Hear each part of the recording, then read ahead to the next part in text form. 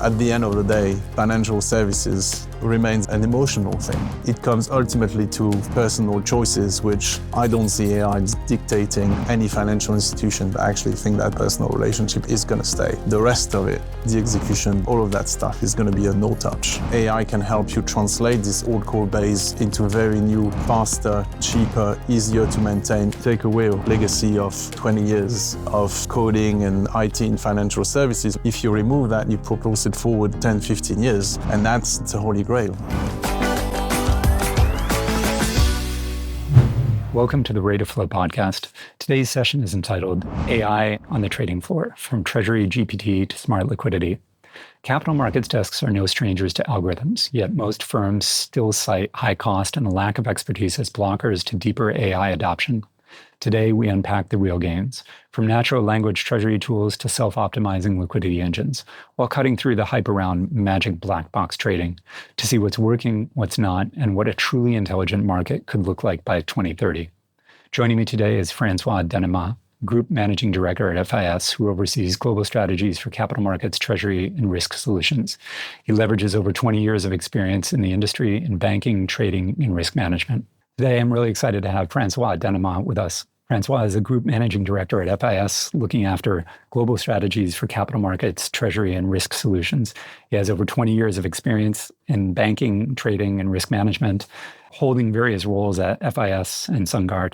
Francois, great to have you here today. Thanks for having me. To start off with, let's go back in history and talk about what was the first time that you saw an algorithm being used within the trading environment, and what kind of impact did that have on you when you saw the kind of the trust in code that came from that? Well, it's a very good question. So I'm an actuary by education, and I actually started work in a reinsurance company in Geneva, and at that time we were coding in our own PC on VB, and we were talking about the cost of running the models, which were effectively the bigger machine you can fit under your desk, and the faster processing time. I mean, that was 2004, so actually 20 years ago. If you fast forward it 15 years, like 5-6 years ago, within an FIS context, in the same world, in the insurance world, we basically have now models which are completely hosted in the cloud, and we're talking about SaaS, and we're talking about effectively farm computing, we're talking about GPUs. So it's radically different, and the pace, I would say, that space evolves is quite incredible, and it's set to continue, to be honest. Yeah, the concept of AI, I think in 2004, I don't even know if that ever came up in a conversation, as opposed to today, where it's every conversation is around that, I guess. Absolutely, yeah. I'm pretty sure some people dreamt about it in 2004. Yes. Today you can't avoid it, for sure. One of the things that came out of the study that FIS recently did was that cost and talent ranked number 1 and 2 as the biggest challenges for adopting AI. So 73% of respondents cited cost and 64% cited talent. In your mind, which one actually kills more projects? What is the biggest challenge for AI, and what is stopping firms from adopting more, especially in the capital market space?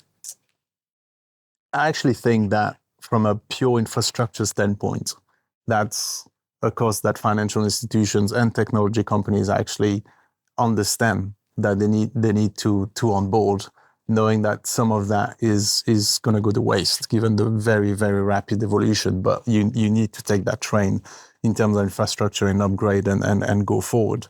The people cost is super important, because the industry, the AI industry, is and the professionalism, I would say, of the people is relatively new. And as a result, getting these people on board, finding the right talent, providing them with an environment in which they can actually flourish and develop the talent, develop AI, is to me the biggest cost. And there's always going to be an arbitrage of existing talent with existing skill sets which remain mainstream, versus investing into new and effectively creating that investment for future, I would say, future reward. There's a question of finding these talents, and there's a question of effectively fostering this talent and effectively getting an ROI on these talents, right?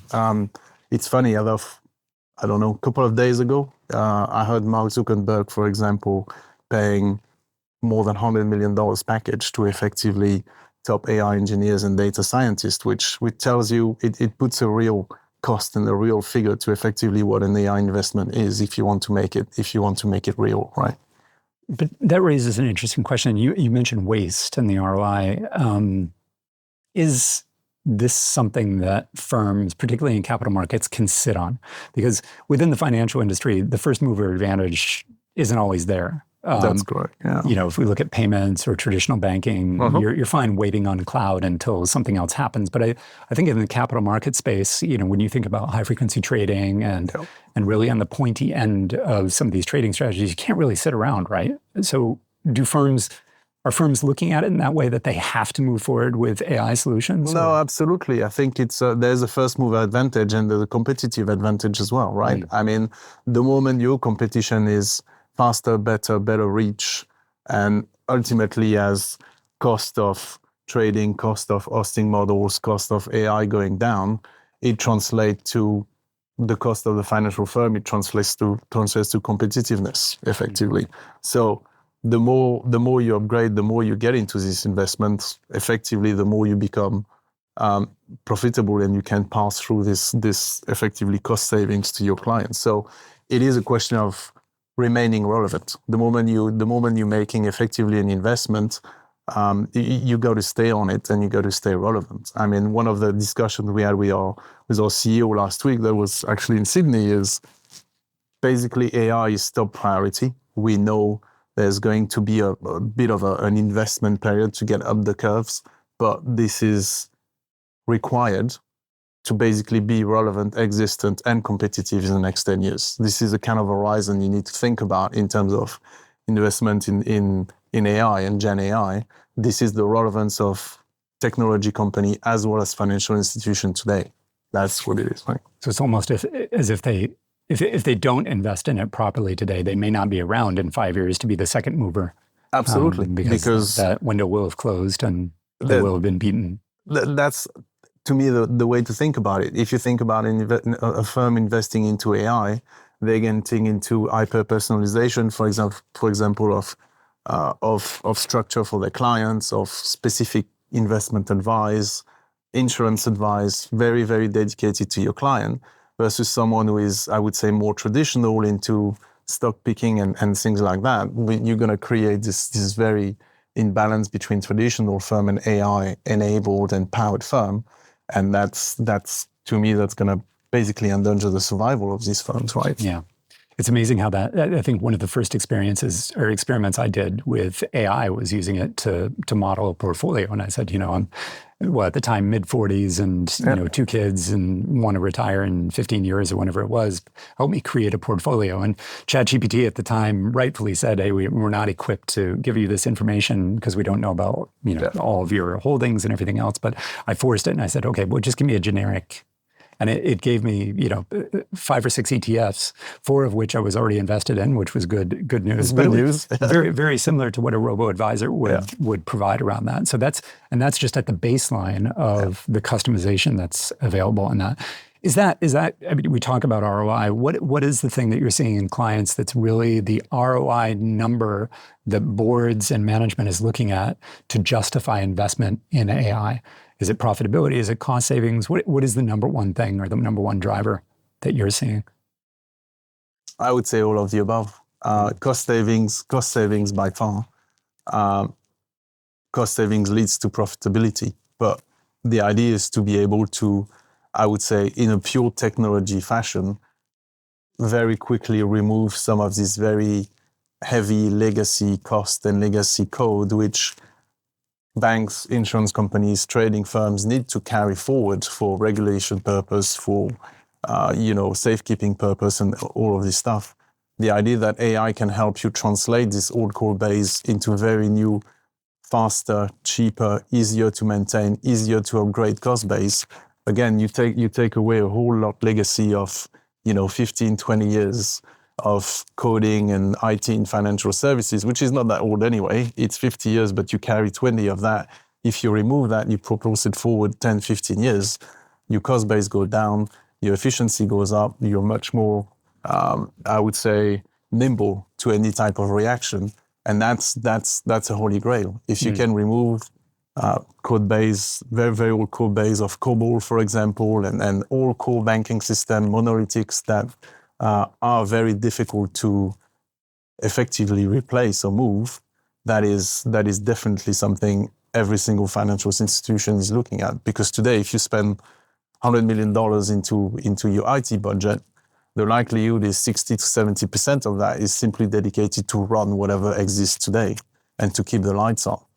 If you can reverse that and spend 20 to maintain and effectively 40, 50 to innovation, you can reduce by $20 effectively your IT budget and dedicate 50 to innovation. That's incredible if you think about it, right? I think you have to have the $200 a month chat GPT to be able to do your whole core banking base again.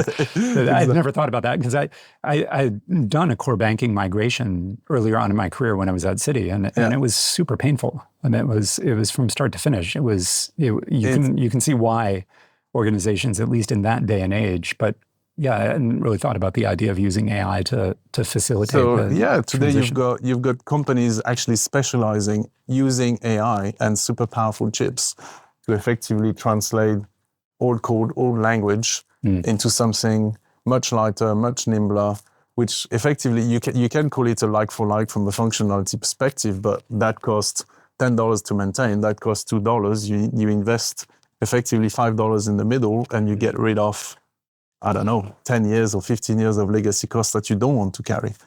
And in a typical technology way, some of this stuff is very difficult to effectively find. The number of servers to run COBOL, if you think about mainframe, if you think about all these things, like developers are difficult to find. In the same way it's difficult to find AI developers, it is equally difficult to find people who can maintain thousands of lines of COBOL manually today. Salary is about the same. Pretty much.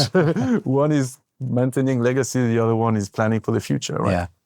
One of the other stats that came out of the study was 80% of respondents saw AI as a better way of fraud and risk management. Can you talk a little bit about that? I mean, I guess it's not surprising, right, that many people would see that as one of the opportunities. Where have you seen clients really look at leveraging AI for that?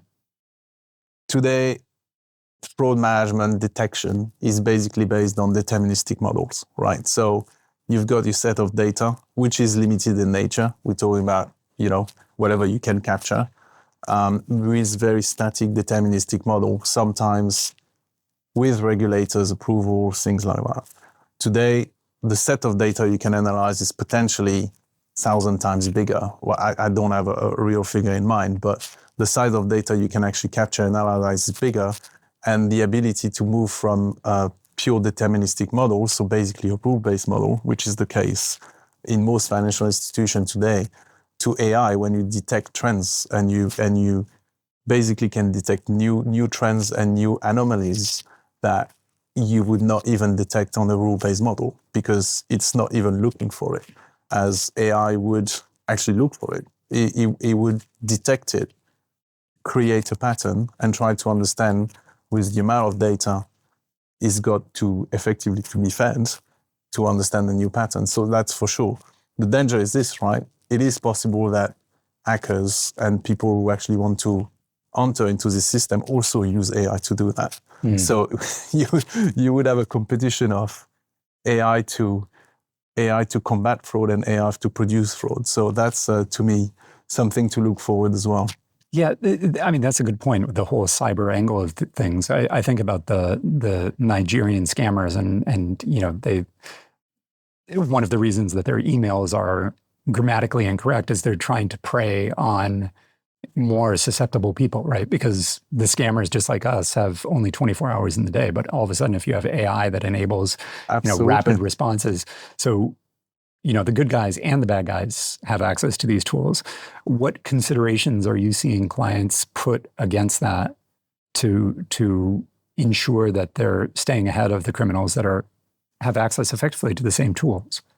I think you will always have more power of innovation, more infrastructure, more, I would say, care in a financial institution or someone who is basically responsible to keep your money safe.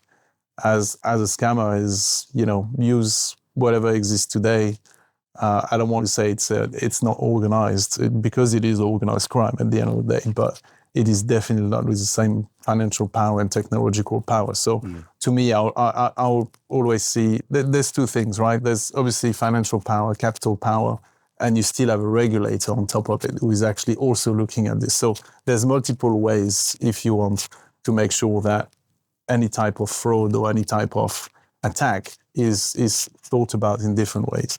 There's also some very innovative stuff, which some of it we do in FIS is we try to be our own scammers and we try to break into our own systems to understand to which extent we could potentially be exposed if someone was very creative or using some different type of technology, if you want to go into our servers. So you can reverse role as well. Yeah, white hat, I guess, within Absolutely, your yes. organization. You mentioned regulators. You talk. I mean, is there one regulatory nuance that really is silently doubling the cost of AI implementation? Is there something that regulators are putting in place that's really hurting the adoption of AI within capital markets? There's two ways to think about this. I think regulators, these regulators are always post facto. So something happened, they understand what happens, and they try to regulate it to make sure we stay within frames, and something which happened in the past is not going to happen in the future. The second one is emerging technologies like AI. And today, I think we are in a framework kind of approach. I think Europe just released something a couple of days ago, weeks ago, around a framework on regulation. I don't think it's at the stage of limiting financial institution or technology company to actually use and harness AI. I think it's at the stage of understanding it. Although, yes, regulation can be a cost, regulation can be a break if you want to innovation. In this case, I think we're still in discovery stage.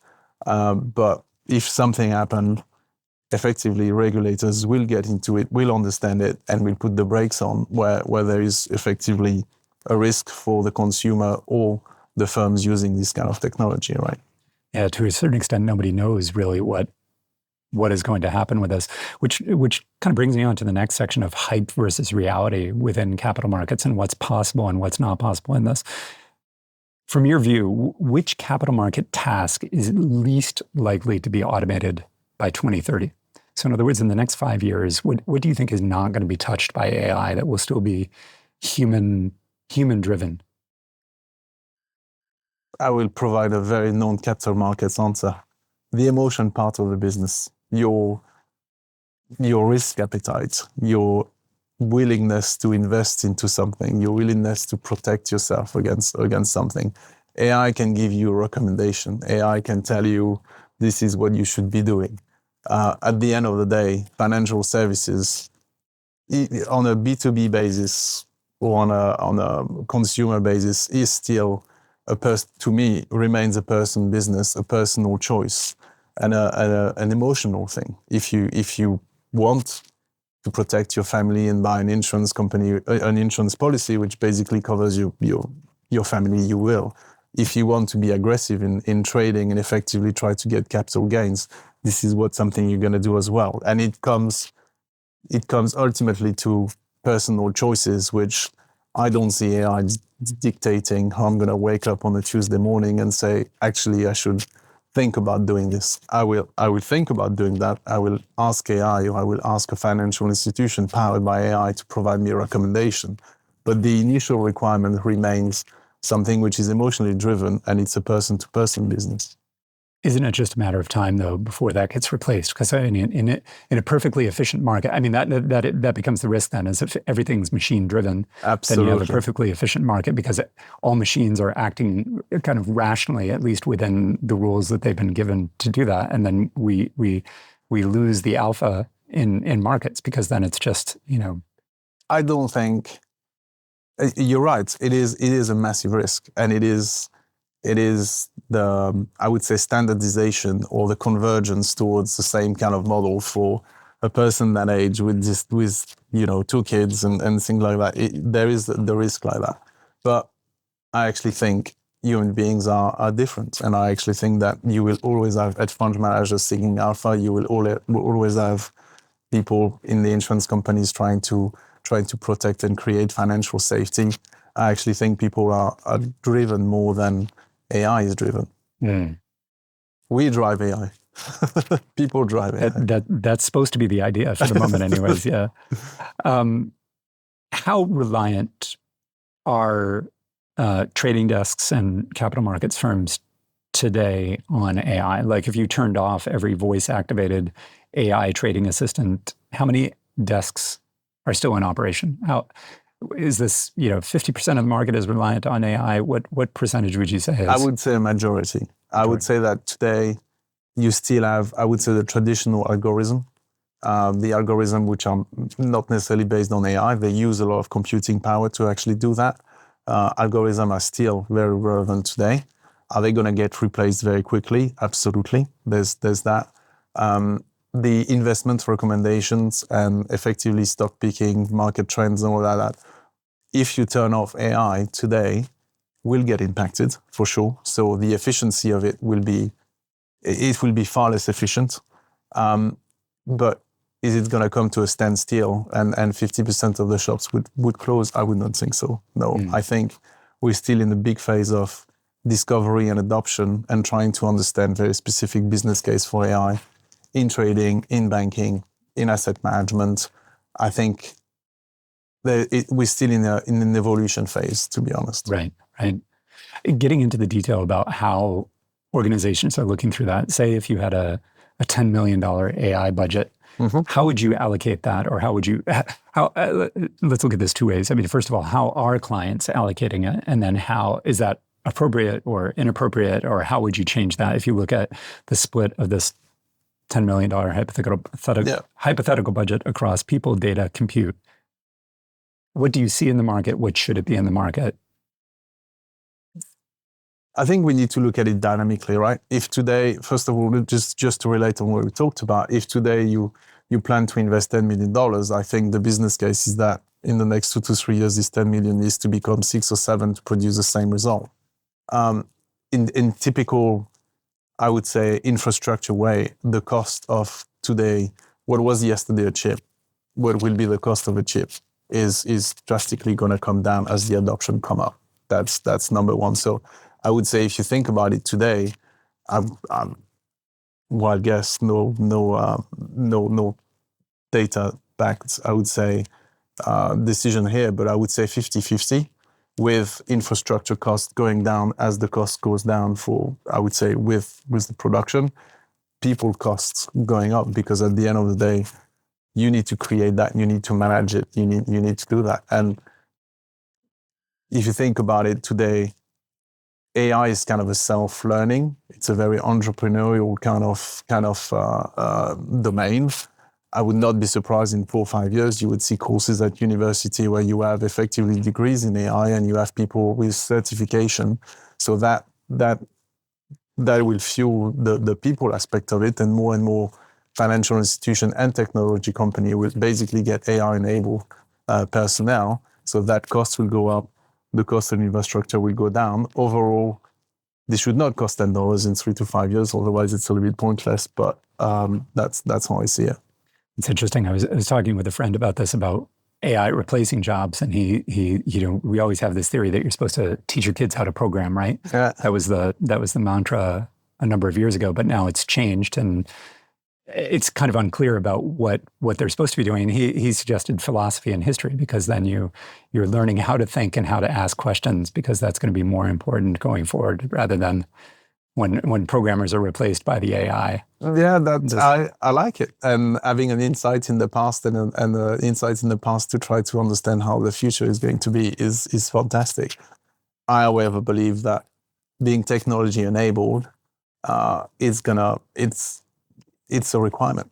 Like it's a real requirement for students, for kids, for any financial institution going forward, right? I mean, I remember when I came out of university, I was mathematically quite advanced, but technology I had to learn on the job. I had to learn how to code VB when my exams were on MATLAB. So that you still need to learn, and the coding aspect of it, although someone else can do it for you, I don't think it prevents. Well, I think it is a requirement for you to understand it, to understand how you can actually make it better and perform that. I don't think we can let the machine code and understand its coding and all of that. I actually think there's a high level of understanding of what is being produced is super important. Be careful about mentioning all these programming languages. You're dating yourself seriously on many of these. But I mean, you talk a lot about tech. What about non-tech? What is the one non-tech change that has a better ROI than any model for an organization today? If they were to make a non-technical change, non-technical change using AI? No, just completely divorced from technology. What is the one thing that firms are doing wrong today or should invest in today that's not technology to help them in the future? It's interesting. I would think the real estate footprint of financial institutions today, completely outside of technology and outside of people. If you think about, a bank 15, 20 years ago, it was all about, I would say, the nice branch, your branch manager, and the infrastructure and the real estate you have around it. Today, I think the online presence, the online marketing, the availability, the intelligence, all of that stuff is much more important than how fancy your branch is and is it 200 meters away or 400 meters away. I actually think the real estate footprint of financial institution is still very important. It's going to become less and less important, and it costs quite a lot of money if you think about it. I mean, speaking about Geneva, I remember going into Citibank's private wealth offices in Geneva, and that was an expensive real estate footprint, which I think probably needs to stay to a certain extent. We're getting into a section now that myth or reality, kind of a lightning round. And I'm going to give you a couple of statements and just want quick answers on true, false, what you think.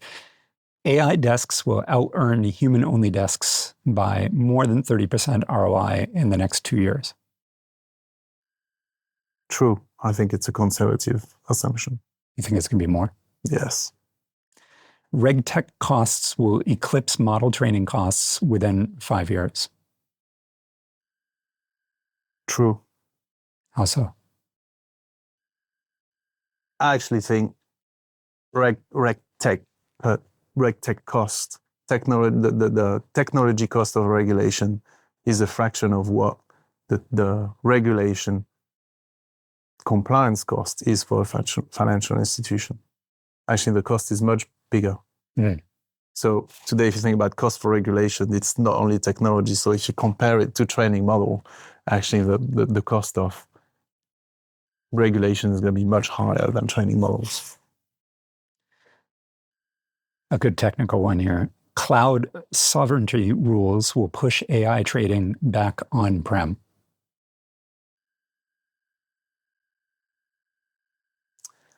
Data sovereignty rule might.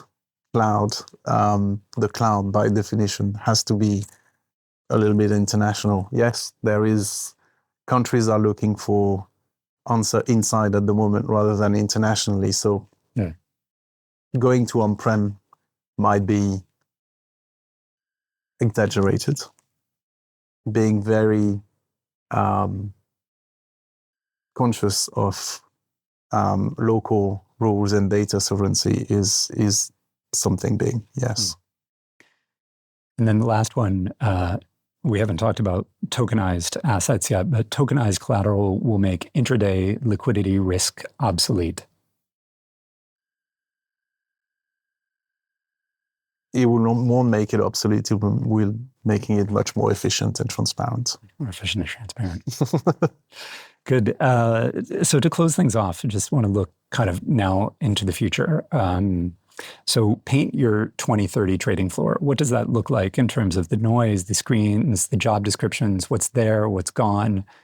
What do you see as the vision 5 years from now for many trading floors? Or maybe it's not even a trading floor, it's a virtual. I think, by the way, that's one of the issues with AI today is that we're all working on something and we need to have a vision, and that vision is something that needs to be built very, I would say, very quickly to be able to achieve the ROI that we intend to achieve, giving ourselves a goal and basically working towards that goal. Honestly, I see it completely automated. I see today you have high touch and low touch, for example, in trading. I actually think that frontier is going to disappear and it's going to be completely automated. So high touch, low touch disappearing, completely automated. I see, however, humans to understand and to monitor what is going on in terms of high frequency trading, in terms of expected outcome for the customer and the customer relationship, which I actually believe is going to stay as I would say, a differentiator to any financial institution, being in trading or in banking or in insurance or in asset management. I actually think that personal relationship is going to stay. The rest of it, which is the execution, the order taking, the market monitoring, the market data, all of that stuff is going to be a no touch. Interesting. The listeners for the podcast will be listening to this on their run or on their way home or the way to the office. What is the one piece of advice that you would have for either on the technology side or on the business side of a capital markets firm when they get into the office at 9 a.m. tomorrow morning or 6 a.m., depending on what markets they're trading? What's the one thing that they should be focused on? Get trained, be aware, take that train, because that train is here to stay. And there's no option to stay on the side. Get trained and getting an interest into it, not treating it as a vibe or a fashion, if you want. When think about it as, I personally think that the AI revolution in the next 5 to 10 years is going to be, if not as big as was the internet. And if you think about the internet, those who actually did not embrace, I would say, a virtual or this kind of strategy 15 to 20 years ago, it is a difficult thing today to survive without effectively an online presence, right? And I think it's going to be the same for AI. Think about automation.